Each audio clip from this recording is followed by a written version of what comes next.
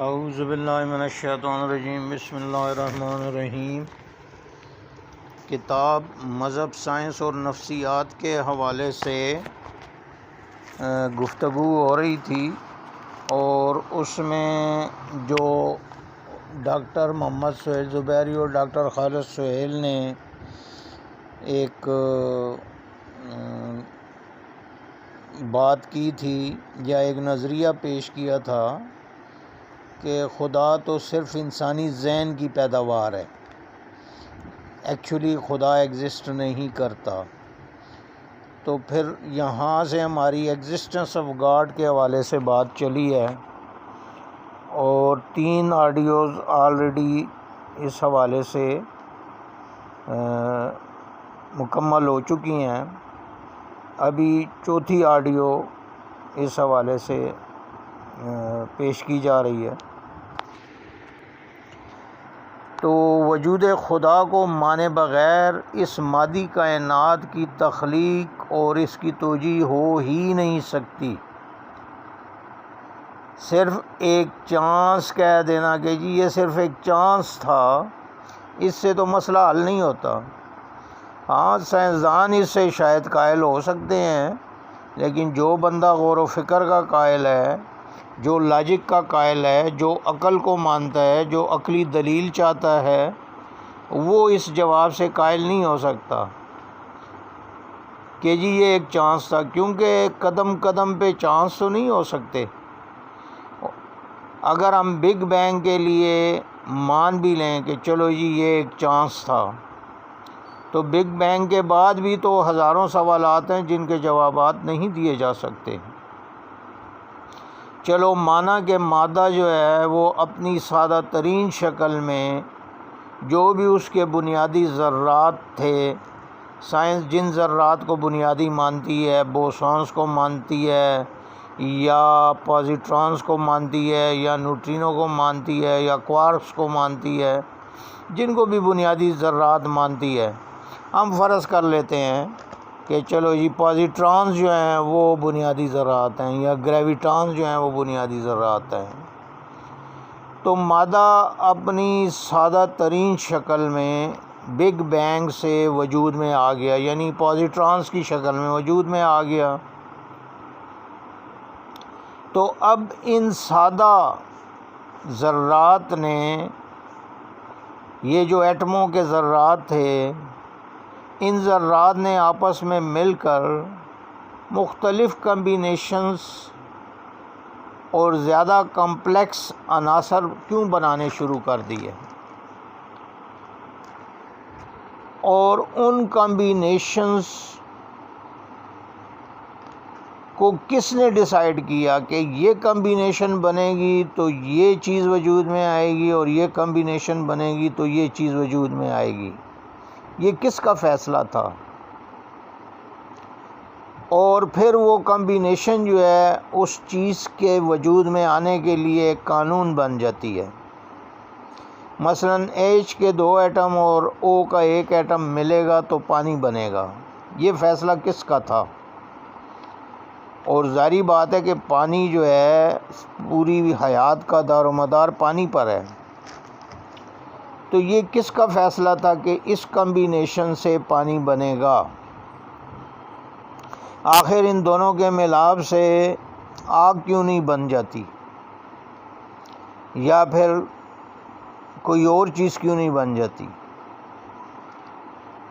یہ مادہ جو ہے اتنے ہزاروں لاز کو کیسے یاد رکھ پاتا ہے؟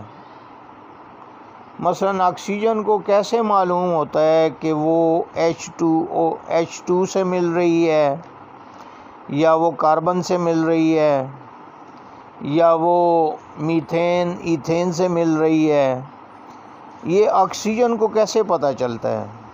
اس کی تو نہ آنکھیں ہیں اور نہ شعور ہے۔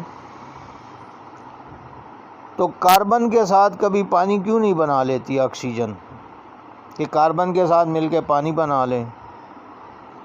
آخر یہ لاز جو ہیں، لاز آف نیچر، یہ کس نے بنائے ہیں؟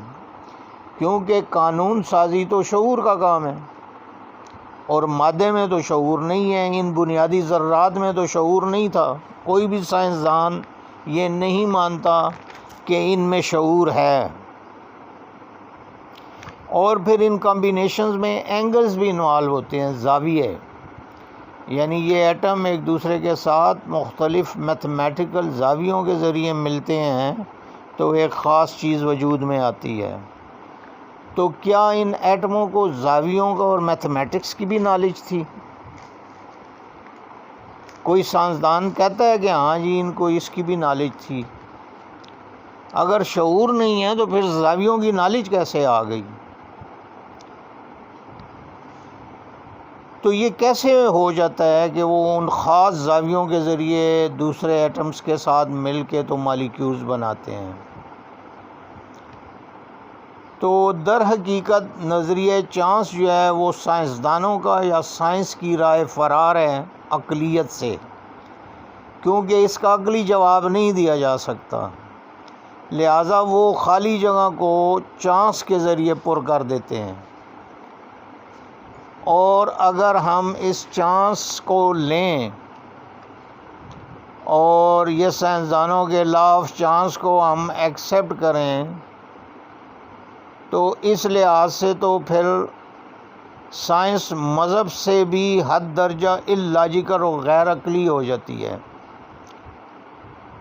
کہ جی بگ بینگ 17.8 بلین ایئرس پہلے کیوں ہوا؟ یہ جی ایک چانس تھا. بگ بینگ سے جو مادہ وجود میں آیا اپنے سمپل ترین فارم میں، اس نے کمبینیشنز کیوں بنانی شروع کر دیں کہ جی یہ بھی ایک چانس تھا. پھر وہ جی گیلیکسیز اور سولر سسٹمز میں کیوں کنورٹ ہو گیا کہ یہ بھی ایک چانس ہے. تو پھر سولر سسٹم میں سے بہت سی گیلیکسیز میں سے ایک ہمارا سولر سسٹم، یہ بھی ایک چانس ہے. پھر ہمارے سولر سسٹم میں ساری آکسیجن زمین پہ آ گئی، یہ بھی ایک چانس ہے. اور پھر ہماری زمین پہ ایک خلیہ حیات وجود میں آ گیا، یہ بھی ایک چانس ہے. تو یہاں تو چانسز کی لائن لگ جاتی ہے.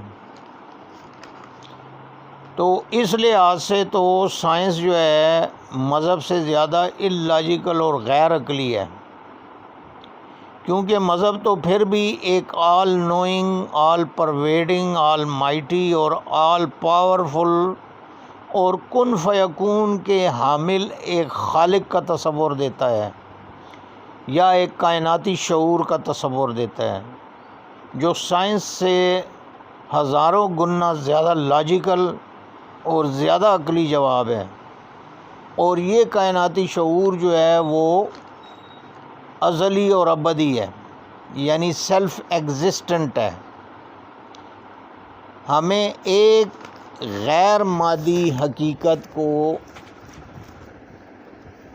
کاس کو یا خالق کو سیلف ایگزسٹنٹ ماننا پڑے گا، ورنہ کائنات وجود میں آ ہی نہیں سکتی.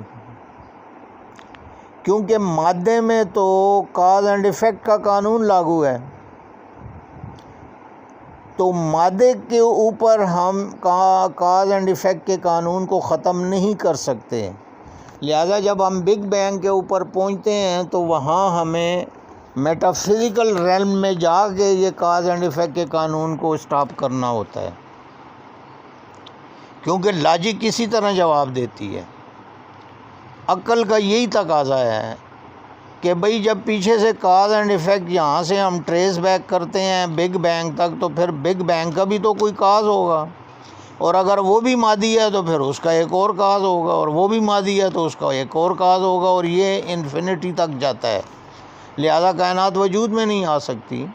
لہذا ہمیں ماننا پڑتا ہے کہ جی، اور یہ عقل کا تقاضا ہے، لاجک کا تقاضا ہے، منطق کا تقاضا ہے کہ جو بگ بینگ تھا اس پر کسی میٹا فزیکل فورس نے یا میٹا فزیکل کاز کا ایفیکٹ تھا. اب میٹا فزیکل ریلم میں جب ہم داخل ہوتے ہیں تو پھر ہم کاز اینڈ ایفیکٹ کو سٹاپ کرتے ہیں، اور ہمیں ایکسیپٹ کرنا پڑتا ہے کہ یہ جو میٹا فزیکل کاز ہے یہ سیلف ایگزسٹنٹ تھا، کیونکہ وہ میٹا فزیکل ہے.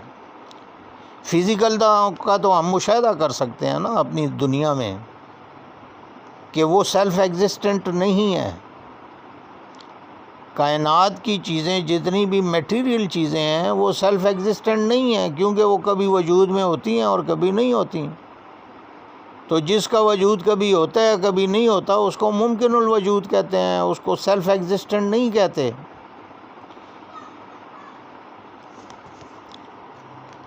تو اس طرح مذہب جو ہے اور جو تصور خدا ہے وہ زیادہ لاجیکل ہے، اور سائنس یہاں پہ آ کر اللاجیکل بات کرتی ہے.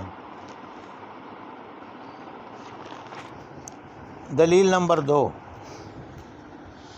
مادی دنیا کا ایک غیر متزلزل قانون جو ہر ایک کے مشاہدے میں ہے، اور اس قانون کو کوئی بھی نہیں جھٹلا سکتا، اور وہ قانون یہ ہے کہ مادی دنیا کی سادہ ترین چیز سوئی جو ایٹموں کا ایک اوپر نیچے رکھا ہوا ڈھیر ہے، یہ سوئی بھی بغیر کسی بیرونی شعور کی مداخلت کے وجود میں نہیں آ سکتی. تو اس سے پیچیدہ مادے کی بنی ہوئی چیزیں کیسے خود بخود وجود میں آ سکتی ہیں؟ اگر ہم ایک مادی خدا مانتے ہیں تو پھر یہ شعور کی مداخلت والا قانون اس پر بھی لاگو ہوگا، اور ہمیں مادے سے غیر مادی جہاں کی طرف جانا پڑے گا، کیونکہ علت و معلول کا قانون غیر مادی جہاں میں توڑا جا سکتا ہے، مادی جہاں میں تو یہ ویل اسٹیبلشڈ، انفلنچنگ اور امیوٹیبل قانون ہے. لہذا ماننا پڑتا ہے کہ بگ بینگ ایک غیر مادی شعور کی مداخلت سے وقوع پذیر ہوا، اور یہ شعور سیلف ایگزسٹنٹ ہے. یہ شعور آل نوئنگ ہے، آل پرویڈنگ، آل سسٹینر، آل پاورفل اور آل پلانر ہے. اب جب ہم ایک کائناتی شعور کو مان لیتے ہیں تو سارے سوالوں کے جواب ہمیں ملنا شروع ہو جاتے ہیں، اور کائنات کی حسن ترتیب اور حسن تخلیق بامعنی اور بامقصد نظر آنے لگتی ہے، اور کائنات کا جمالیاتی پہلو جو ہے وہ بھی سمجھ میں آنے لگتا ہے کہ یہ کائنات کے نظاروں میں حسن کیوں رکھا گیا ہے. آخر جب کوئی دیکھنے والا ہی نہیں ہے تو یہ حسن کیوں رکھا گیا ہے، اور جو بنانے والا ہے اس کے اندر کیا جمالیاتی حس موجود تھی؟ اگر ہم مادے کو اور چانس کریشن کو مانتے ہیں تو پھر یہ جمالیاتی جو حسن ہے، یہ حسن ترتیب جو ہے، اس کی توجیہ نہیں کی جا سکتی.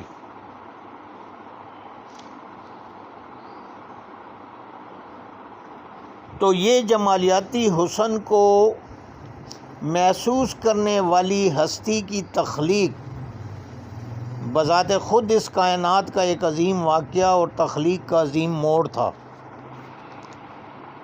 کیونکہ جب ہم خالق کو مانتے ہیں تو پھر ہم بالکل اس کی توجیہ کر سکتے ہیں کہ کائنات میں حسن اس لیے رکھا گیا ہے کہ اس حسن کو اپریشیٹ کرنے والی ایک ہستی تخلیق ہونی ہے، جو اس حسن کو اپریشیٹ کرے گی اور اس حسن کو دیکھ کر خالق کی حمد و ثنا کرے گی، اور اس عظیم تخلیق کا جو کریشن ہے، یعنی حضرت انسان کی جو تخلیق ہے، یہ کائنات کا ایک عظیم واقعہ ہے جس کو اقبال نے بڑے خوبصورت انداز سے بیان کیا ہے کہ نعرہ زد عشق کے خونی جگرے پیدا شد. عشق نعرہ زن ہے کہ خون جگر رکھنے والا پیدا ہو گیا ہے. حسن لرزید کے صاحب نظر پیدا شد، اور حسن لرزہ براندام ہے کہ اب مجھے تاڑنے والا پیدا ہو گیا ہے. فطرت آشفت کے اسخا کے جہان مجبور، اور فطرت حیران ہے کہ ایک مجبور مشت خاک سے خود گرے، خود شکنے، خود نگرے پیدا شد. اپنے آپ کو بنانے والا، اپنے آپ کو توڑنے والا اور اپنے آپ کی نگرانی کرنے والا پیدا ہو گیا ہے. اب جب ہم کائناتی شعور کے تناظر میں قادر مطلق، علیم و خبیر، ہر جگہ موجود، رحمان و رحیم، المصور، العادل اور کن فیکون کی صفت کے حامل اور صاحب حکمت خالق کا تصور کرتے ہیں تو تخلیق انسانی وجہ تخلیق ارض و سما نظر آنے لگتا ہے۔ ہر چیز اپنی اپنی جگہ پر گویا ہو جاتی ہے کہ ہاں میری تخلیق کا ایک خاص مقصد ہے، میں ایک اندھے چانس کی تخلیق نہیں بلکہ ایک پر حکمت قادر مطلق خالق کی تخلیق ہوں، اور مجھے اس مقصد کے لیے پیدا کیا گیا ہے۔ کائنات چیخ چیخ کر بتانے لگتی ہے کہ ہاں میری تخلیق کا مقصد ہی ارتقائی مراحل طے کر کے اس لیول پر پہنچنا تھا جہاں حضرت انسان کا ظہور ہو سکے اور میرے حسن ترتیب اور جمالیاتی حسن کو جو اپریشیٹ کر سکے۔ تو جب ہم خالق کا تصور کرتے ہیں تو یہ ساری چیزیں آرگنائز ہو جاتی ہیں، لاجیکل بن جاتی ہیں، ورنہ یہ جمالیاتی حسن، یہ حسن ترتیب کائنات کا اور یہ جو مقصدیت ہے، اس سے لا آف چانس والا خالق میل نہیں کھاتا۔ ایسی بے تکی اور بے عقل باتیں پھر سائنسدان ہی مان سکتے ہیں، ایک صاحب عقل بندہ تو تسلیم نہیں کر سکتا۔ اور خاص کر جو قرآن کا فالوور ہے، جس کو قرآن بار بار حکم دیتا ہے کہ افلا یتدبرون القرآن، افلا یعقلون، افلا یتدبرون، افلا تعقلون، افلا یتفکرون، کہ قرآن بار بار جس کو تفکر، تدبر، تذکر کرنے کا حکم دے رہا ہے، وہ انسان جو ہے کبھی بھی اس قسم کی اللاجیکل بات کو تسلیم نہیں کر سکتا اور غیر عقلی بات کو تسلیم نہیں کر سکتا۔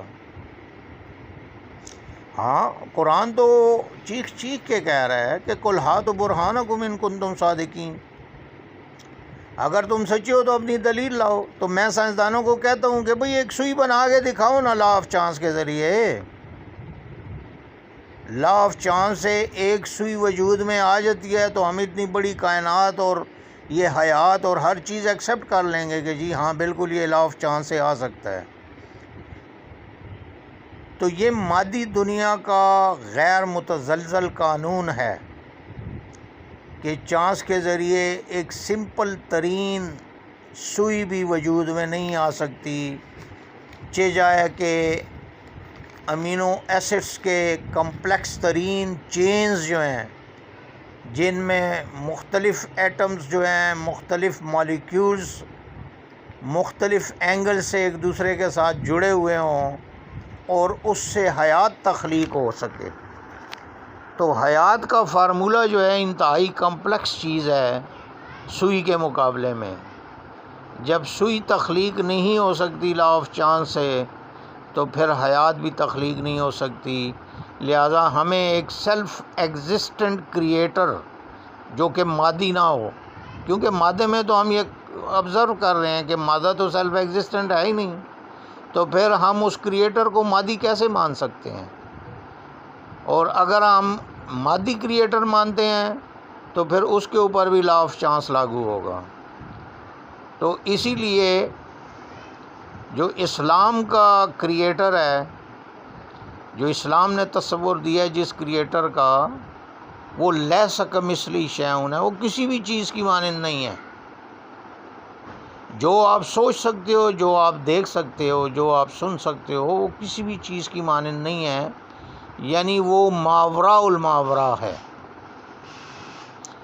تو کریٹر کا کنسیپٹ جو ہے بہت سپیریئر ہے اسلام میں، اور وہ اس لیے کہ اس کریٹر نے خود اپنی کتاب کے ذریعے ہمیں بتایا ہے کہ وہ میٹا فزیکل ہے، وہ ماوراء الماوراء ہے، اور وہ انسانی عقلوں سے بھی بہت بلند ہے۔ صرف اس کو مانا جا سکتا ہے